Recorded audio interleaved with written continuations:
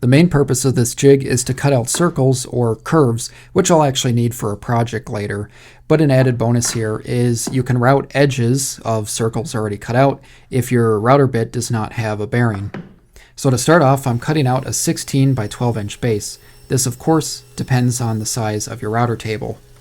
Basically, the jig needs to slide along the miter slot, and you can see I'm leaving space for the router insert plate.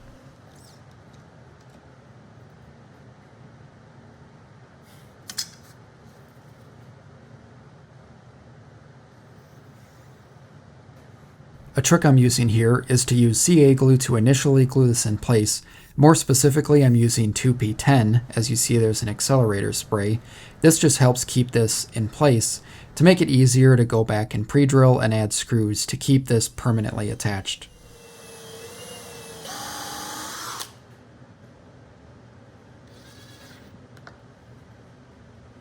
For the clamps I'm using, I have to drill a 3/8 inch hole on the front of this jig. Basically, I'm using those fence clamps, the same kind I used in my bandsaw circle jig if you've seen that video. So as you can see here, the clamp just fits on the front, and the combination of the clamp plus the miter bar actually adds a lot of strength where you don't have to add multiple clamps. Now I have to add pivot holes. This is where items are going to rotate if I'm cutting a circle or routing some kind of edge. Basically, I'm adding these every 2 inches along the edge of the jig here. And for each one of these, I have to recess space for a bolt head.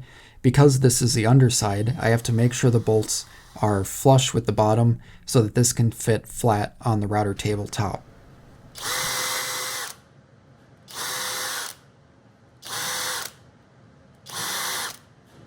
When I was drilling the holes through, I barely poked through here, because this way, as I recess space for a T-nut, which is how the bolts are going to attach, it makes it a lot easier for recessing a little bit of space here with a larger 7/8 inch bit.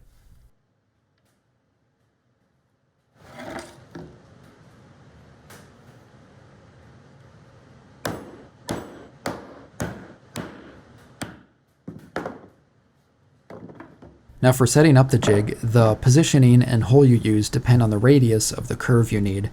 But an important point here is as you put the bolt in and tighten it, it's turning counterclockwise from the top, which is why this jig works. When you go the proper direction, it's actually tightening itself.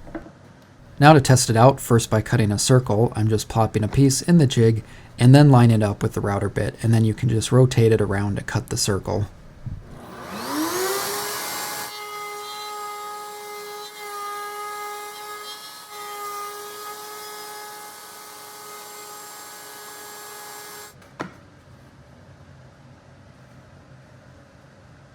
Now for the main reason I made this jig. This is for a future project. I have this pivot hole and curve where bolts are going to fit, and this is where the possibilities really open up for this jig, because it's not just about cutting circles, it's any time you have a pivot point and some kind of curve you need to route out.